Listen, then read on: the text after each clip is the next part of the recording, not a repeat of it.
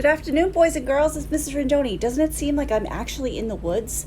Well, I figured I'd pick this background because I'm going to read the second book of Jack and Annie, the Magic Treehouse series. And this is book number 2, and this is called The Night at Dawn. And Jack and Annie get whisked back to the Middle Ages, and they are not welcome guests. So let's see what happens with Jack and Annie, book number 2, The Night of Dawn. And let's open with the first chapter called The Dark Woods. See you soon. The Night at Dawn by Mary Pope Osborne. Let's see what happens with Jack and Annie in this second series book. The Dark Woods, Chapter 1. Jack couldn't sleep. He put his glasses on. He looked at the clock. 5:30. Too early to get up.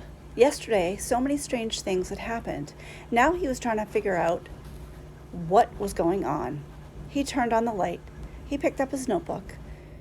He looked at the list he'd made before going to bed. Found treehouse in the woods. Found lots of books in it. Pointed to the pterodon picture in the book. Made a wish. Went to Time of Dinosaurs. Pointed to picture of Frog Creek Woods. Made a wish. Came home to Frog Creek. Jack pushed his glasses into place. Who was going to believe any of this?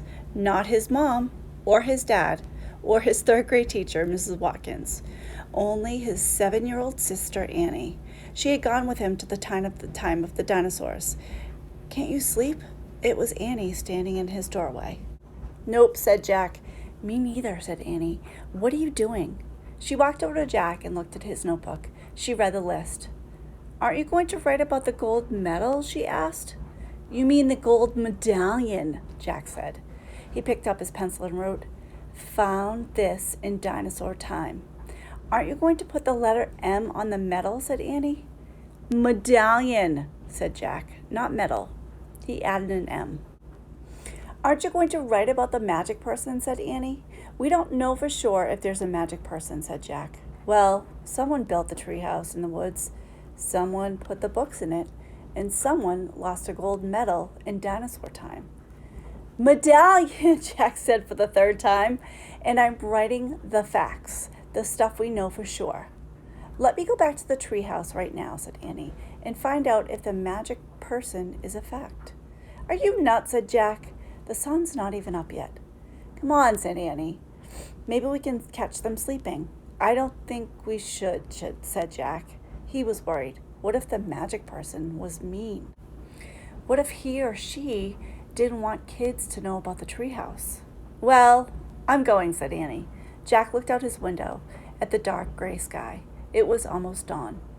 He sighed. Okay, let's get dressed. I'll meet you at the back door. Be quiet. Yay, whispered Annie. She tiptoed away as quietly as a mouse. Jack put on jeans, a warm sweatshirt, and sneakers. He tossed his notebook and pencil in his backpack. He crept downstairs. Annie was waiting by the back door. She shined a flashlight in Jack's face. Ta-da! A magic wand, she said. Shh! Don't wake up Mom and Dad, whispered Jack, and turn the flashlight off. We don't want anyone to see us. Annie nodded and turned it off. Then she clipped it to her belt. They slipped out the door in the cool, early morning air. Crickets were chirping. The dog next door barked. Quiet, Henry, whispered Annie. Henry stopped barking. Animals always seemed to do that when Annie was around. Let's run, said Jack. They dashed across the dark. Wet lawn did not stop them until they reached the woods. We need a flashlight now, said Jack. Annie took off her belt and switched it on. Step by step, she and Jack walked between the trees. Jack held his breath. The dark woods were very scary. Gotcha, said Annie, shining a flashlight in Jack's face. Jack jumped back. Then he frowned. Cut it out, he said. I scared you, said Annie. Jack glared at her. Stop pretending, he whispered. This is serious. Okay, Annie shined her flashlight over the tops of the trees. Now what are you doing, said Jack. Looking for the treehouse. The light stopped moving. There it was, the mysterious treehouse, at the top of the tallest tree in the woods. Annie shined her light at the treehouse and then down the tall ladder all the way to the ground. I'm going up, she said. She gripped the flashlight and began to climb. Wait, Jack called. What if somebody was in the treehouse? Annie, come back! But she was gone. The light disappeared. Jack was alone in the dark. And that is the end of chapter 1, my friends. Let's move on to chapter 2. Chapter 2 is called Leaving Again. Chapter 2, Leaving Again. No one's here, Annie shouted down. Jack thought about going home. Then he thought about all the books in the treehouse. He started up the ladder. When he was nearly to the treehouse, he saw the light in the distant sky. Dawn was starting to break. He crawled through a hole in the floor and took off his backpack. Inside was dark inside the treehouse. Annie was shining her flashlight on the books scattered about. They're still here, she said. She stopped the light on the dinosaur book. It was the book that had taken them to the time of the dinosaurs. Remember the Tyrannosaurus Rex? Asked Annie. Jack shuddered. Oh, of course he remembered. How could anyone forget seeing a real, live T-Rex? The light fell on a book about Pennsylvania. A red silk bookmark stuck out of it. Remember the picture of Frog Creek? Said Annie. Of course, said Jack. That was the picture that brought them home. There's my favorite, said Annie. The light was shining on a book about knights and castles. There was a blue leather bookmark in it. Annie turned the page with the bookmark. There was a picture of a knight on a black horse. He was riding toward a castle. Annie, close that book, Jack said. I know what you're thinking. Annie pointed at the knight. Don't, Annie. I wish we could go see this guy for real, Annie said. No, we don't, shouted Jack. Then they heard a strange sound. Neigh! It sounded like a horse neighing. They both went to the window. Annie shined the flashlight down on the ground. Oh no, whispered Jack. A knight, said Annie. A knight in shining armor, riding a black horse through Frog Creek Woods. Then the wind began to moan. The leaves began to tremble. It was happening again. We're leaving, cried Annie. Get down. The wind moaned louder. The leaves shook harder, and the treehouse started to spin. It spun faster and faster. Jack squeezed his eyes shut. Then everything was still. Absolutely still. Jack opened his eyes. He shivered. The air was damp and cool. The sound of the horse's whiny noise came from below. Nee! I think we're here, whispered Annie. She was still holding the castle book. Jack peeked out the window. Chapter 3, Across the Bridge. Annie was under the tree looking across the foggy ground. The knight's riding toward the bridge, I think, said Annie. The bridge goes to the castle. Wait, I'll look it up, said Jack. Give me the flashlight. He took the flashlight from her and pulled the castle book out of his backpack. He opened it to the page where the leather bookmark was. He read the words under the picture of the knight. This is the knight arriving for the castle feast. Knights wore armor when they traveled long and dangerous distances. The armor was very heavy. A helmet alone could weigh up to 40 pounds. Wow, Jack weighed 40 pounds when he was 5 years old. So it'd be like riding a horse with a 5-year-old on your head. Jack pulled out of his notebook. He wanted to take notes as he's done before on the dinosaur trip. He wrote, heavy head. What else? He turned the pages of the castle book. He found a picture that showed the whole castle and the buildings around it. The knight's crossing the bridge, said Annie. He's going through the gate. He's gone. Jack studied the bridge in the picture. He read, a drawbridge crossed the moat. The moat was filled with water to help protect the castle from enemies. Some people believe crocodiles were kept in the moat. Jack wrote in his notebook, crocodiles in moat, ? Look, said Annie, peering through the mist. A windmill, right over there. Yeah, there's a windmill in here too, said Jack, pointing at the picture. Look at a real one, said Jack. Annie, not the picture in the book. A piercing shriek split the air. Yikes, said Annie. It sounded like it came from the little house over there. She pointed through the fog. There's a little house here, said Jack, studying the picture. He turned the page and read, the hawk house was the inner woods of the castle. Hawks were trained to hunt other birds and small animals. Jack wrote in his notebook, hawks in house. We must be in the inner word, said Jack. Listen, whispered Annie. You hear that? Drums, horns. They're coming from the castle. Let's go see. Wait, Jack said. He turned more pages of the book. I want to see what's really going on. Jack, not what's in the book, said Annie. But look at this, said Jack. He pointed to a picture of a big party. Men were standing by the door, playing drums and horns. He read, fanfares were played to announce different dishes in a feast. Feasts were held in the great hall. You can look at the book, but I'm going to the real feast, said Annie. Wait, said Jack, studying the picture. It showed boys his age carrying trays of food. Whole pigs, pies, peacocks with all their feathers. Peacocks? Jack wrote, they eat peacocks? He held the book up to show Annie. Look, I think they eat. Where was she? Gone again. Jack looked through the fog. He heard the real drums, the real horns. He saw the real hawk house, the real windmill, the real moat. He saw Annie dashing across the real drawbridge. Then she vanished through the gate leading to the castle. And that is the end of chapter 3, friends. We're going to move on to chapter 4 called Into the Castle. Into the Castle, chapter 4. I'm going to kill her, muttered Jack. He threw his stuff in his pack and moved toward the drawbridge. He hoped no one would see him. It was getting darker. It must be at night. When he got to the bridge, he started across. The wooden planks creaked under his feet. He peered over the edge of the bridge.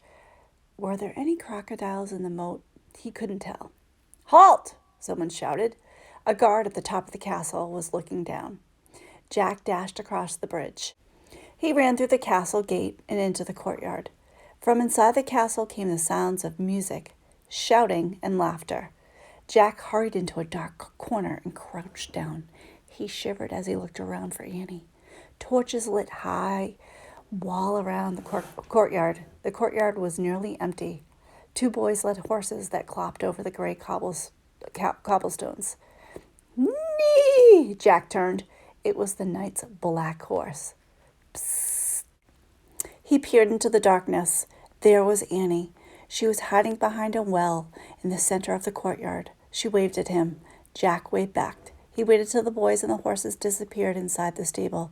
Then he dashed to the well. I'm going to find the music, whispered Annie. Are you coming? Okay, Jack said with a sigh. They tiptoed together across the cobblestones. They slipped into the entrance of the castle. Noise and music came from a bright room in front of them. They stood on one side of the doorway and peeked in. The feast in the great hall, whispered Jack. He held his breath as he stared in awe. A giant fireplace blazed at one end of the noisy room. Antlers and rugs hung from the stone walls. Flowers covered the floor. Boys in short dresses carried huge trays of food. Dogs were fighting over bones underneath the tables.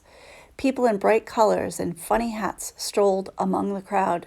Some played funny-shaped guitars, some tossed balls in the air, and some balanced swords on their hands. Men and women dressed in capes and furs sat along the crowded wooden tables. I wonder which one is the knight, said Jack.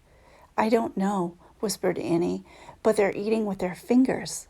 Suddenly, someone shouted behind them. Jack whirled around. A man carrying a tray of pies was standing a few feet away. Who art thou? He asked angrily. Jack squeaked. Jack! Annie squeaked. Annie!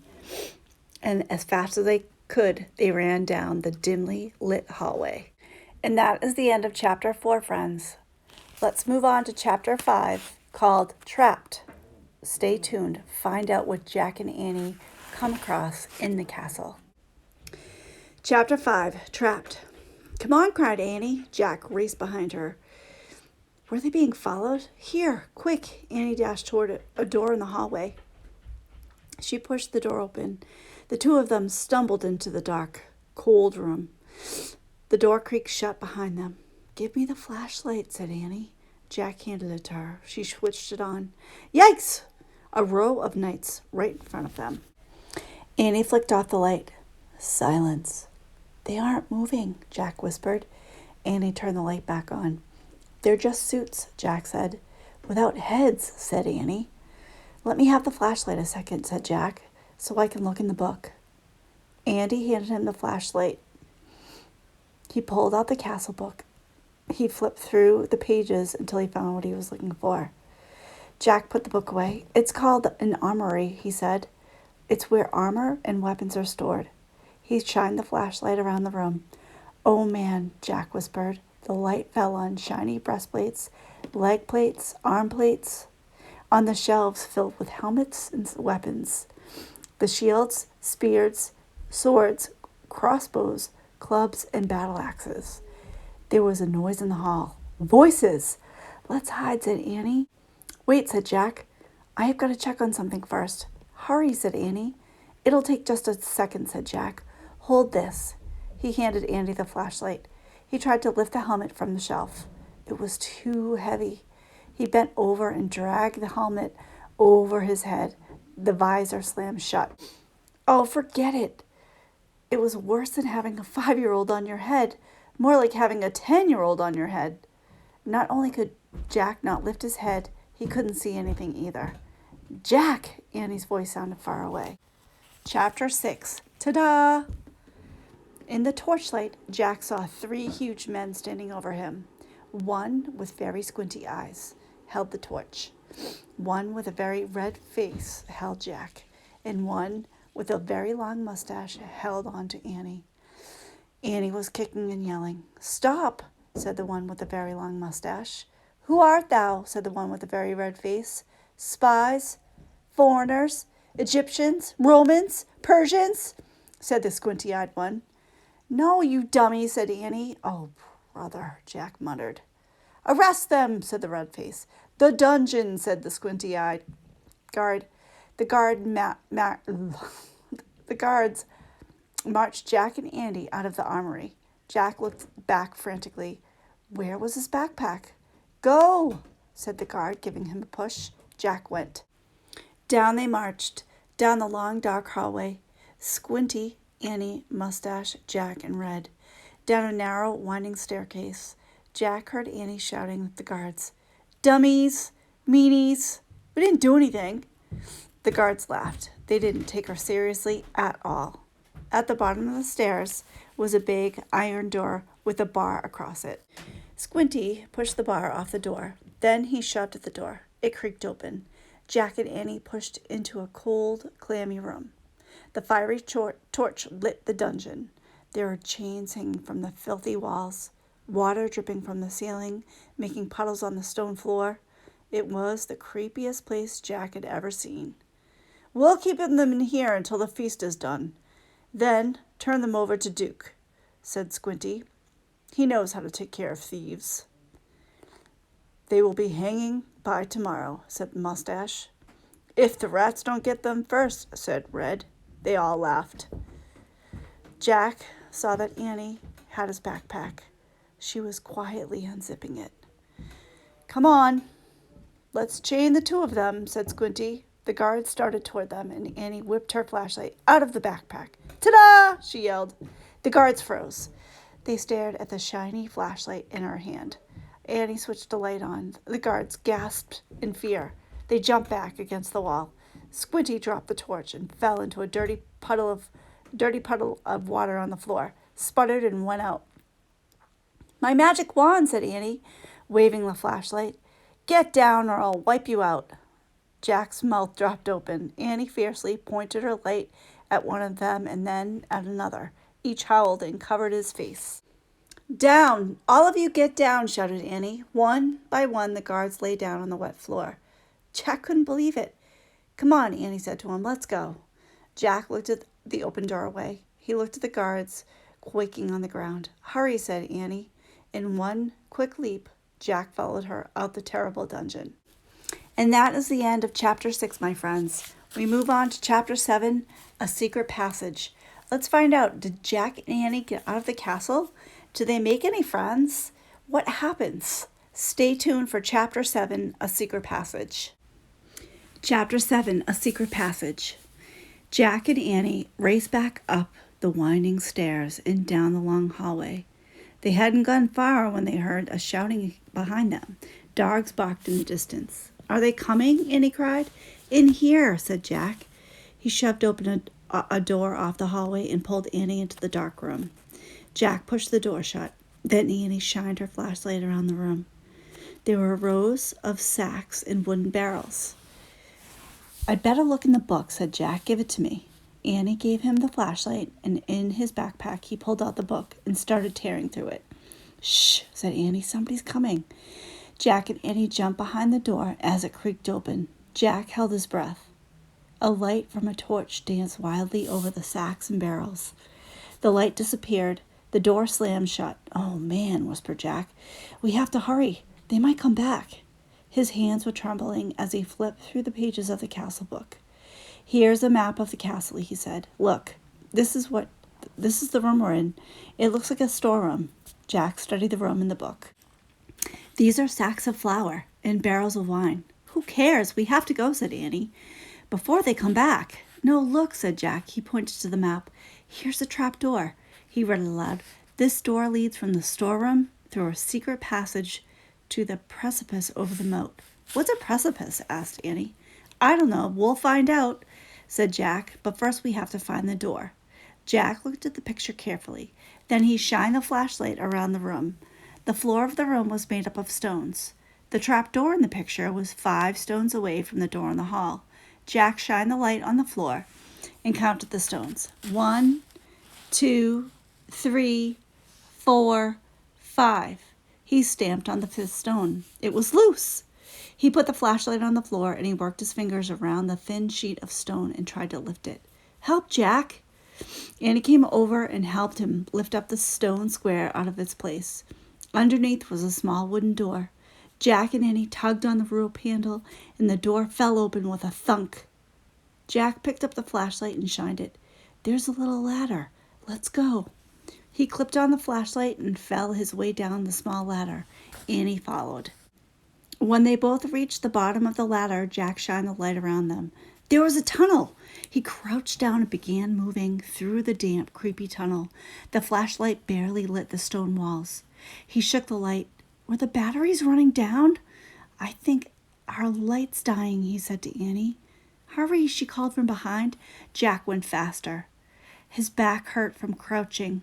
The light got dimmer and dimmer. He was desperate to get out of the castle before the batteries died completely. Soon he reached another small wooden door. The door at the end of the tunnel. Jack unlatched the door and pushed it open. He poked his head outside. He couldn't see anything in the misty darkness. The air felt good, cool and fresh. He took a deep breath. "Where are we?" whispered Annie behind him. "What do you see?" "Nothing. But I think we've come outside the castle," said Jack. "I'll find out." Jack put the flashlight in his pack. He put the pack on his back and he stuck his hand out the door. He couldn't feel the ground, just the air. "I'm going to have to go feet first," he said. Jack turned around. In the small tunnel, he lay down on his stomach. He stuck one leg out the door and then the other. Jack inched down bit by bit until he was hanging out the door, clinging to the ledge. "This must be the precipice," he called to Annie. "Pull me up." Annie reached for Jack's hands. "I can't hold you," she said. Jack felt his fingers slipping. Then down he fell, down through the darkness. Splash! And that is the end of chapter 7, my friends. Let's move on to chapter 8 quickly to find out what happened to Jack. Is he okay? Chapter 8, The Night. Water filled Jack's nose and covered his head. His glasses fell off. He grabbed them just in time. He coughed and flailed his arms. "Jack!" Annie was calling from above. I'm in the moat," said Jack, grasping for air. He tried to tread water and put his glasses on. With his backpack and his shoes and his heavy clothes, he could hardly stay afloat. Splash! "Hi, I'm here," Annie sputtered. Jack could hear her nearby, but he couldn't see her. "Which way's land?" Annie asked. "I don't know, just swim." Jack dog paddled through the cold, black water. He heard Annie swimming too. At first, it seemed like she was swimming in front of him, but then he heard a splash behind him. "Annie?" "What?" Her voice came from front, not behind. Another splash. Behind. Jack's heart almost stopped. Crocodiles? He couldn't see anything through the water-streaked glasses. Annie, he whispered. Safe. Another splash came from the moat waters. Oh, man, Jack said. He was shivering all over. His teeth were chattering. He shook off the water off his glasses and put them back on. It was so misty he couldn't see the castle. He couldn't even see the moat, much less a crocodile. We made it, said Annie. Her teeth were chattering too. I know, said Jack, but where are we? He peered at the foggy darkness. Where was the drawbridge? The windmill, the hawk house, the grove of trees, the treehouse. Everything had been swallowed up by the thick, soupy darkness. Jack reached into his wet backpack and pulled out the flashlight. He pushed the switch. No more light. They were trapped, not in a dungeon, but in the still cold of the darkness. What? Swim faster, but I'm here. I'm over here near the edge, she whispered. Jack swam through the dark towards her voice. He imagined a crocodile slithering after him. Another splash not far away. Jack's hand touched a wet living thing. Ah, he cried. It's me. Take my hand, said Annie. Jack grabbed her hand. He pulled him to the edge of the moat. They crawled over an embankment onto the wet grass. Nee! A horse's whiny.